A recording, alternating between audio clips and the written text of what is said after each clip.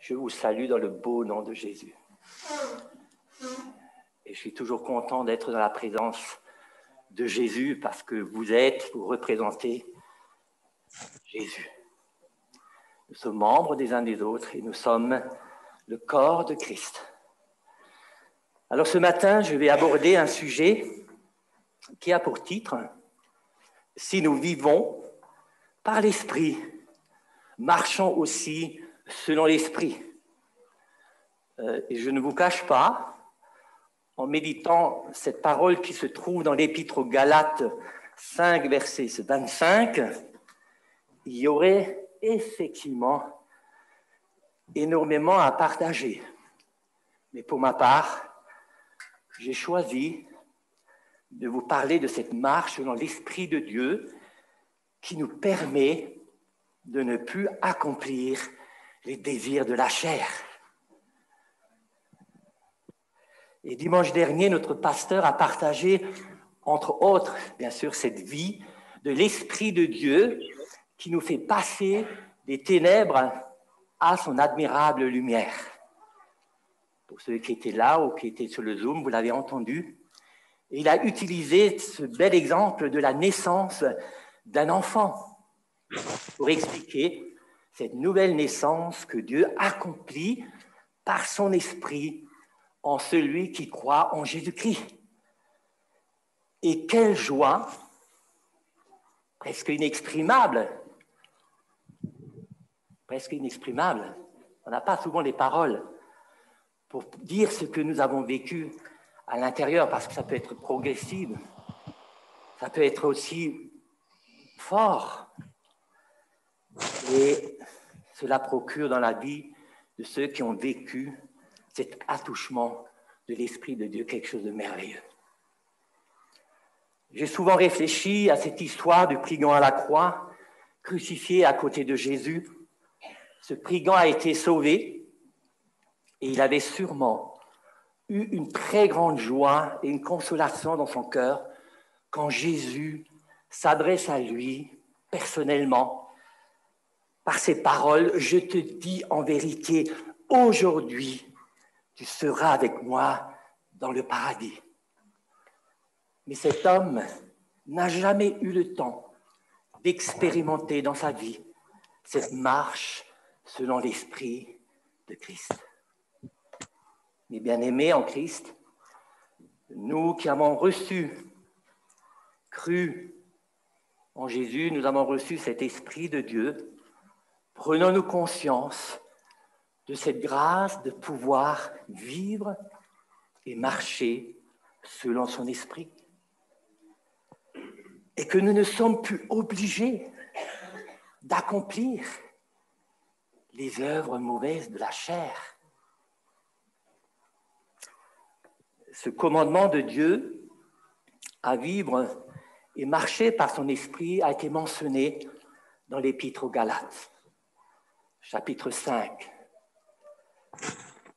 Je ne vais pas le lire, mais en tout cas, ça a été bien mentionné dans ce chapitre de Galates, chapitre 5, particulièrement versets 13 à 16, et cela lors d'une situation conflictuelle entre les chrétiens. Et cette parole inspirée du Saint-Esprit, marcher selon l'Esprit de Dieu, est la réponse pour éteindre toutes les œuvres mauvaises de la chair. Et non seulement le péché de la langue que Paul énumère dans cet épître. C'est quoi réellement les œuvres de la chair, si ce n'est le péché? Jésus dira, c'est du cœur des gens. Je vous le lis, c'est dans Marc 7, 24. C'est du cœur des gens que sortent les mauvaises pensées, les adultères, les impudicités, les meurtres, les vols, les cupidités, les méchancetés, la fraude, le dérèglement, le regard envieux, la calomnie, l'orgueil, la folie. Toutes ces choses mauvaises sortent de dedans et souillent l'homme. C'est une bonne nouvelle de savoir que nous pouvons renoncer au péché qui souille nos vies et par ricochet la vie d'autres personnes, inévitablement. Mais cela, Dieu nous a accordé la grâce, avec l'aide de son esprit qui habite en nous, d'y renoncer. La plupart des personnes reconnaissent au-dedans d'elles qu'il y a effectivement ce combat entre le bien et le mal. Et l'apôtre Paul décrit bien cette réalité avec ces mots à lui dans l'Épître aux Romains 7, 18 à 25. Je lis, « Car je sais qu'en moi, c'est-à-dire en ma propre nature, où ma chair, il n'habite point de bien, car le vouloir est avec moi. Mais accomplir le bien, cela je ne le trouve pas. Car le bien que je veux, n'habite pas, car le bien que je veux, je ne le pratique pas, mais le mal que je ne veux pas, je le fais. Or, si ce que je ne veux pas, moi, je le pratique, ce n'est plus moi qui l'accomplis, mais c'est le péché qui habite en moi. Pour ma part, et cela déjà avant ma nouvelle naissance en Christ, que j'ai vécu le 6 novembre 1980, j'étais toujours conscient de ce combat entre le bien et le mal. On m'a bien éduqué, je savais qu'il ne faut pas voler, tricher, faire le mal, être impoli, etc. J'ai essayé de respecter cela. Mais la réalité était tout autre. Et quand j'y repense, même encore aujourd'hui, avec du recul, j'avoue, je ne suis pas fier de certains de mes comportements.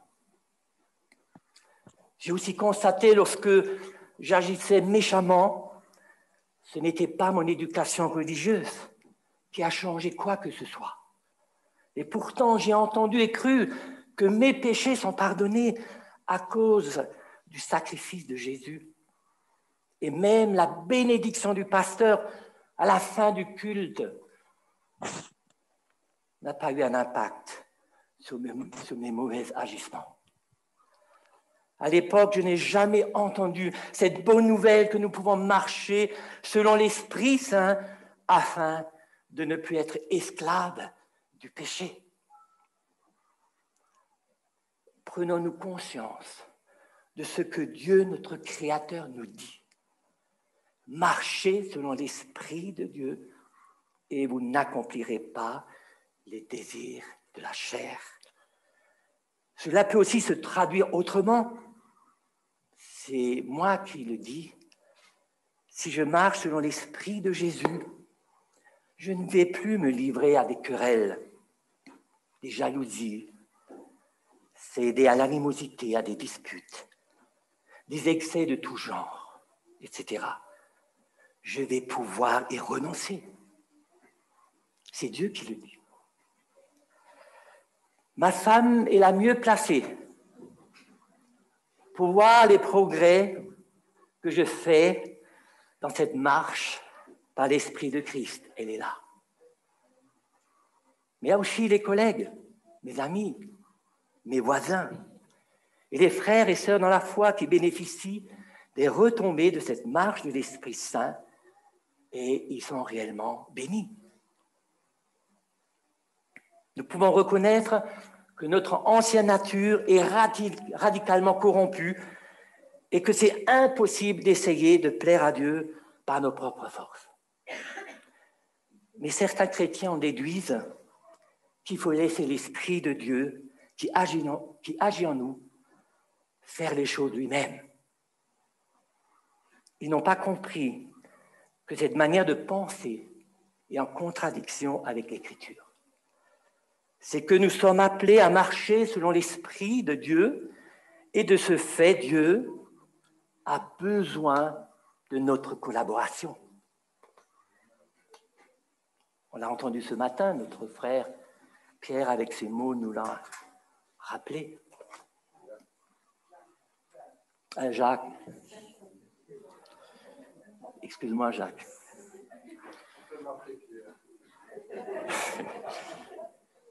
Pour l'apôtre, nos efforts ne sont pas à opposer à l'œuvre de Dieu. En nous, au contraire, il en découle. Philippiens 2, vous verrez ça, Philippiens 2, versets 12 et 13. Il y a bien d'autres faux raisonnements concernant cette marche par l'Esprit de Dieu. Il y a des croyants qui vivent leur vie chrétienne en s'appuyant sur la grâce de Dieu, qui en soi est juste, mais qui les conduirait à prendre la liberté de pécher allègrement. Et comme ils lisent dans la Bible qu'il n'y a plus aucune condamnation pour ceux qui sont en Jésus-Christ, ils déduisent qu'ils peuvent s'adonner au péché en oubliant que notre corps est pour le Seigneur et le Seigneur pour le corps. À l'époque de la naissance de l'Église, l'enseignement concernant cette marche par l'Esprit de Dieu en vue de la sanctification fut un enseignement de base pour tous ceux qui ont cru et qui ont reçu Christ en eux. Si on n'a pas Christ en nous, on ne peut pas marcher par l'Esprit. On trouve un aperçu de cet enseignement dans l'Épître aux Éphésiens 4, versets 20 à 32. Je vous lis une partie. Il écrit « C'est en Jésus-Christ que vous avez été instruits, suivant la vérité qui est en Jésus, à vous dépouiller en ce qui concerne votre vie passée, du vieil homme corrompu par les convoitises trompeuses, à vous renouveler dans votre esprit et dans vos pensées, et à revêtir l'homme nouveau, créé selon Dieu, dans une justice et une sainteté véritable. » Et Paul rajoute, « Mais vous qui avez été lavés, sanctifiés, justifiés au nom du Seigneur Jésus-Christ et par l'Esprit de notre Dieu, de ce fait, renoncez au mensonge. Faites disparaître toute amertume, toute animosité, toute espèce de méchanceté. Pratiquez le pardon, soyez compatissants et bons les uns avec les autres. » J'ai fait un condensé, mais c'est ce qu'il dit réellement, etc.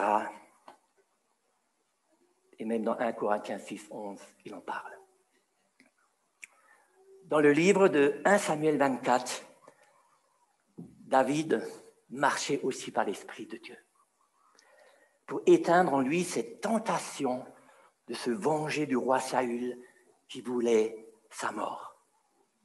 Nous lisons que Saül prit 3000 hommes, ce roi, 3000 hommes d'élite d'entre tout Israël, et il s'est mis à la recherche de David et de ses hommes pour le tuer. Il était déterminé. Et lors de cette course-poursuite, le roi Saül s'est abrité dans une caverne pour se reposer. Il est fatigué, mais il ne savait pas que David et ses guerriers se sont aussi réfugiés tout au fond de la caverne. Et quand le roi était dans un sommeil profond, les guerriers sollicitaient David et le poussaient à tuer le roi Saül. Et quand David s'est approché de lui, il a commencé à couper un morceau de tissu du vêtement du roi. Il est écrit que son cœur fut agité par le Saint-Esprit. Et il s'est souvenu qu'il n'a pas le droit de porter sa main sur Saül, loin de l'Éternel. Et pourtant, le cœur de David avait été malmené lors de cette persécution, et il l'exprime à travers des psaumes qu'il a écrits.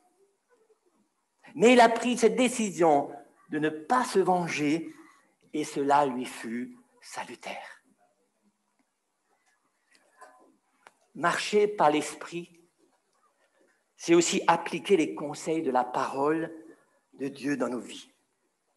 Et le Saint-Esprit ne cesse de nous rappeler les paroles de Jésus dans nos cœurs.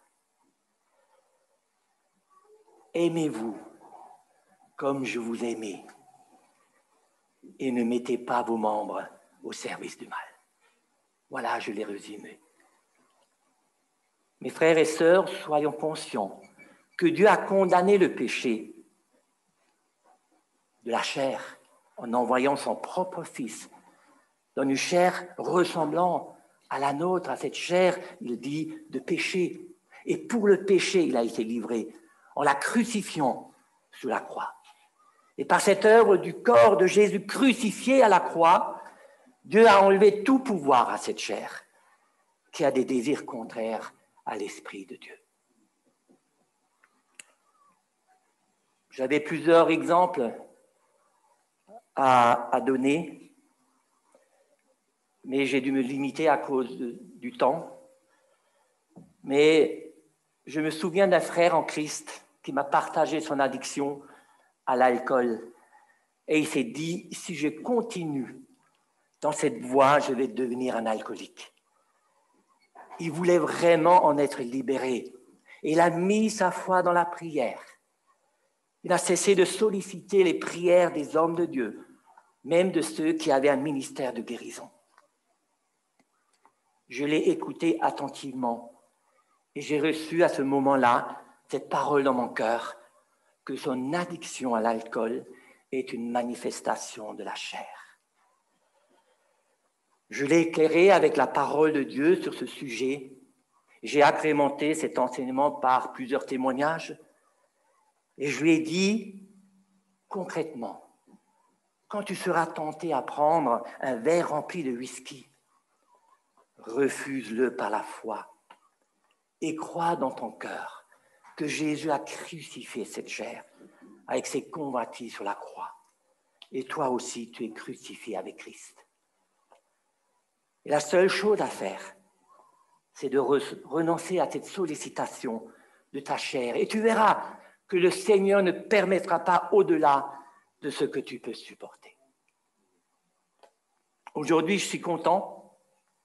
Le frère n'est pas devenu un alcoolique, car le Saint-Esprit a renouvelé son intelligence et sa pensée, qui lui a permis de saisir un des aspects du bon combat de la foi que le chrétien a la grâce de vivre. Une personne née de nouveau, par l'Esprit de Dieu, doit comprendre qu'elle sera toujours animée par sa vieille nature, qui manifeste inévitablement ses œuvres. Mais celui qui est né de Dieu a la grâce de renoncer au péché qui sort de son cœur. Et cela avec l'aide de l'Esprit de Christ, qui rappelle toujours ce que Jésus-Christ a dit et accompli pour chacun de nous. Lisez Galates 5 et vous verrez que le péché de la langue a mis le feu dans cette assemblée. Et l'apôtre Paul décrit ce comportement charnel par une métaphore. Je lis, ils étaient comme des bêtes qui se mordaient les uns les autres et même qui se dévoraient entre eux.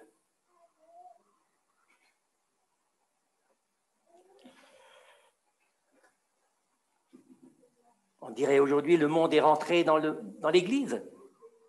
Non, c'est les œuvres de la chair. Et moi, je déduis sincèrement, je ne vous cache pas, je vous ouvre mon cœur. Chaque fois que les œuvres de la chair se manifestent, le monde rentre. Mais cette situation conflictuelle, nous lisons cela dans la parole de Dieu, Dieu ne relève pas seulement le péché, mais il leur donne la solution pour sortir de cette vaine manière de vivre. Marchez dans l'esprit et vous n'accomplirez pas les convoitises de la chair. Marcher par l'esprit dans cette situation veut dire renoncer au mal et manifester de la tempérance, de l'amour et peut-être aussi une maîtrise de soi qui fait partie effectivement du fruit de l'esprit. Les chrétiens de Galate qui ont été méchants entre eux ont attristé l'esprit de Dieu qui déverse l'amour dans nos cœurs. Et Paul les exhorte en premier à s'aimer. Car celui qui dit qu'il aime Dieu et non son prochain, il est un menteur. Vous savez qu'au moins, ce n'est pas une œuvre mauvaise de pouvoir s'exprimer et de partager notre point de vue. On a le droit de ne pas forcément être sur la même longueur d'onde avec notre prochain, d'avoir d'autres convictions. Ben, je vois dans mon quotidien, avec mon épouse, souvent, on n'est pas toujours sur la même... je ne sais pas, peut-être vous êtes, mais avec mes enfants, je ne suis pas toujours, et eux non plus. Et on pourrait rallonger la liste. Alors, quels que soient les désaccords, les mésententes, les divergences, etc., que nous pouvons éprouver, c'est important de garder notre cœur plus que toute autre chose. Car Jésus habite en nous et il déverse dans notre être intérieur les sources de la vie. Qui sont? C'est les sources de la vie. Et je les ai énumérées. Qui sont l'amour, la joie, la paix. C'est déjà un état de cœur formidable. Et puis aussi, des comportements où il nous faut manifester la patience, la bonté, la bienveillance. Des situations qui nous demandent d'être fidèles, manifester la fidélité, la douceur. Et puis aussi la tempérance. Mais il met aussi à notre disposition quelque chose de merveilleux. Sa parole. Elle agit dans les cœurs qui croient. Elle agit dans les cœurs qui croient. Je reconnais que j'ai besoin d'une relation intime avec Jésus et mon Papa céleste pour marcher selon son esprit. C'est aussi cela, pour moi, prier sans cesse. J'ai besoin que Jésus lave mon cœur chaque jour, comme il a lavé les pieds de ses disciples, car chaque jour, il m'arrive d'être affecté et infecté par des œuvres mauvaises de la chair. Et j'avoue, ce n'est pas forcément ma connaissance en Dieu qui m'aide dans cette marche par l'Esprit. Non, c'est Jésus, c'est l'Esprit de Jésus en moi qui me pousse à désirer ce qui vient de lui et à renoncer au péché. Je lui confesse souvent cette souffrance qui est liée aux manifestations des œuvres de la chair. Je le vois tout de suite quand je suis dans cet état-là. Mais l'Esprit Saint en moi me reprend et je confesse à Jésus mon péché. Et si j'ai fait du mal à mon prochain, je lui demande pardon.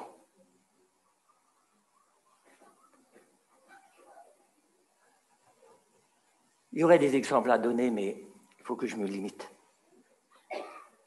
C'est lui seul qui m'aide à pardonner là où je n'arrive pas avec mes propres forces. Il guérit aussi mon cœur qui a été agressé par les œuvres mauvaises de la chair.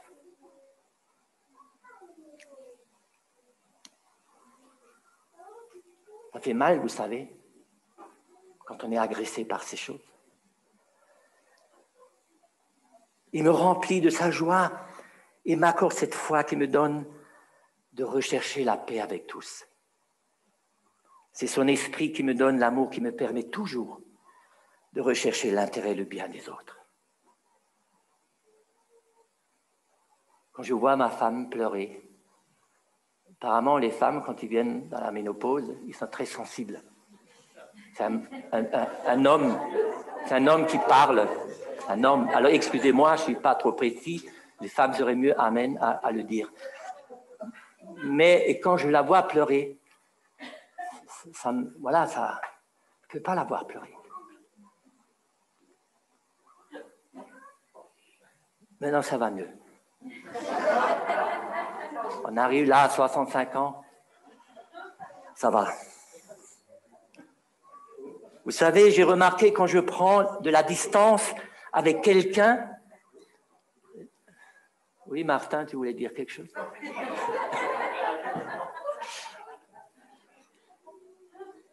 Vous savez, je tenais à le dire ce matin, quelque chose qui m'arrive souvent. Parce que pour ceux qui ne savent pas, avant ma conversion, quand quelqu'un était méchant à mon égard, je le reniais, je le laissais de côté, je ne souffrais pas et je passais à autre chose. J'étais froid. Et maintenant, j'ai remarqué quand je prends de la distance avec quelqu'un, c'est que mon cœur est blessé. Je ne parle pas de cette distance qu'on prend avec quelqu'un quand la personne s'oppose à l'évangile et devient agressive, ou ces personnes qui me manipulent et qui m'entraînent dans le péché. Non, je parle de ces gens qui blessent notre cœur car ils ont mal agi à notre égard, volontairement ou même involontairement, et qui est vécu de notre part comme un mépris. Et quand cela m'arrive, personnellement, je remarque que je suis tenté de prendre des distances vis-à-vis de la personne. Cette attitude n'est pas forcément juste et me témoigne que je ne suis pas plus libre dans mon être intérieur. J'ai pourtant pardonné car je sais que Dieu m'a tellement pardonné et je peux le faire instantanément. C'est comme ça. Je pardonne tout de suite.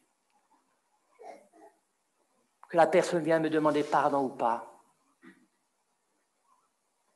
ça ne me change rien. J'ai pardonné. Mais je m'éloigne quand même, en pensant que ce temps me permet de guérir. Et je ne vous cache pas, cette manière de procéder m'aide pour me reconstruire. Mais il suffit que je rencontre la personne qui est à l'origine de ma souffrance et déjà mon cœur commence à s'agiter ou s'emballer. Et pour ma part, je vous ouvre mon cœur, je passe le temps qu'il faut devant mon Papa céleste et je lui demande de m'accorder sa force et son amour pour que mon cœur soit libre. Et je peux témoigner chaque fois que j'ai fait ces démarches, 2 fois par la prière, le Saint-Esprit est intervenu dans mon être intérieur et m'a libéré de cette prison qui m'a éloigné de mon prochain. Vous savez, ça m'est déjà arrivé où j'étais accusé faussement. Dans ma famille, qui n'était pas juste. Et je me suis éloigné. J'étais plus fort que moi, je me suis reconstruit, certes, mais je remercie Jésus. Je remercie mon papa. Il m'a libéré. Maintenant, je peux aller là-bas, je peux les voir. Ils n'ont pas changé, eux. Mais moi, j'ai changé. Bien sûr, je ne vais pas leur donner un bâton pour me battre, comprenez-moi bien. Et l'apôtre Paul dira, « Or, le Seigneur, c'est l'Esprit, et là où est l'Esprit du Seigneur, là est la liberté. Nous tous qui le visage découvert, contemplant comme dans un miroir la gloire du Seigneur, nous sommes transformés en la même image de gloire en gloire, comme par le Seigneur l'Esprit. » 2 Corinthiens 3, 17 à 18. Je finis cette exhortation. Que devons-nous faire quand nous découvrons que nous suivons le mauvais chemin dicté par les œuvres mauvaises de la chair ou que nous sommes enfermés dans notre prison? Nous devons simplement le reconnaître et le corriger. La marche selon l'esprit est une expérience de chaque instant, de chaque jour. Quand nous quittons le sentier de l'esprit, confessons notre péché à Dieu et à tous ceux que nous aurions offensés. Acceptons le pardon et retournons marcher le chemin de la vie éternelle.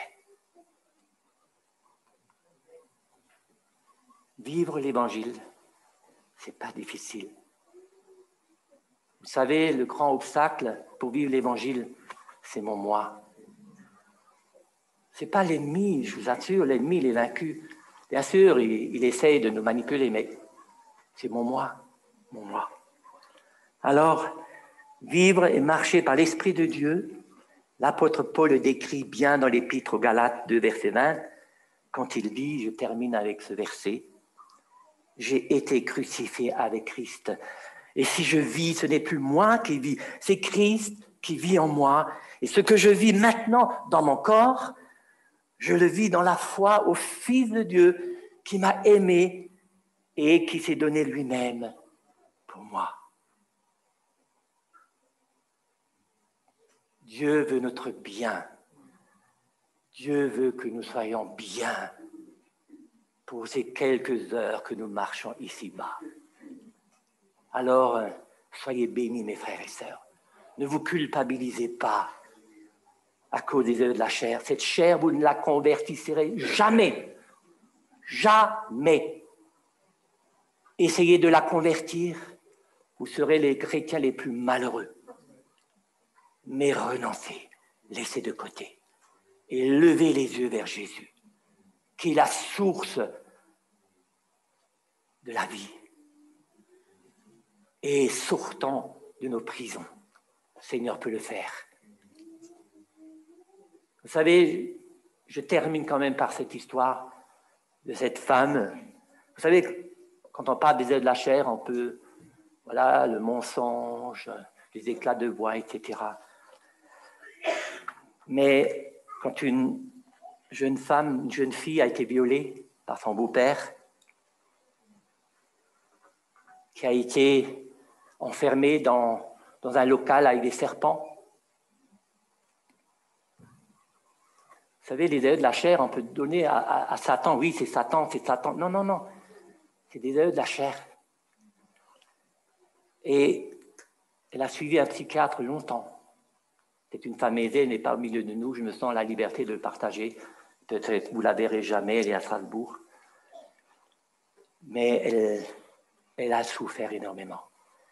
Elle était dans une prison. Et puis on lui a dit, il faut pardonner. Il faut pardonner. Et tu seras guéri. Effectivement, c'est biblique. On dirait c'est biblique. Mais le Seigneur, il travaille avec nous. Il est en nous et il lui fallait ce temps aussi de comprendre cette souffrance. Elle était culpabilisée. Vous savez, quand quelqu'un est dans cette situation, sa propre maman ne l'a pas cru. Une souffrance supplémentaire. Vous voyez le péché comme il continue. Les œuvres de la chair, le péché. Et elle croyait en Dieu. Et m'a dit, mais Roland, je ne comprends pas pourquoi. Pourquoi? Et je l'ai accompagnée toute une année. Et j'ai eu la grâce de voir comment Dieu, le Saint-Esprit, Jésus, l'amour de Dieu, l'a aidée, l'a consolée, l'a fortifiée. Et un jour, elle est sortie de la prison.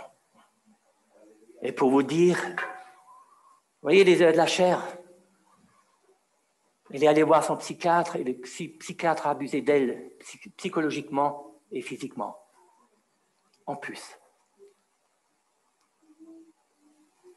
Alors, Dieu m'a conduit vers elle. Elle est sortie de la prison. Dieu est venu pour libérer les gens, sortir les gens des prisons. On n'est plus esclaves du péché. Alors, soyons simples. Souvenons-nous que nous ne sommes plus que vainqueurs en Christ et que nous pouvons marcher par l'Esprit qui nous aide à ne plus accomplir le péché. Ne minimisons pas le péché, s'il vous plaît. Et plus qu'on va grandir dans cette sensibilité par l'Esprit, il y a des choses qu'on se rend compte, en tout cas dans ma vie, une sensibilité que je n'avais pas il y a peut-être quelques années en avant. Et ça, c'est magnifique parce que le Seigneur veut notre bien et veut que nous lui ressemblons. Que Dieu vous bénisse. Amen.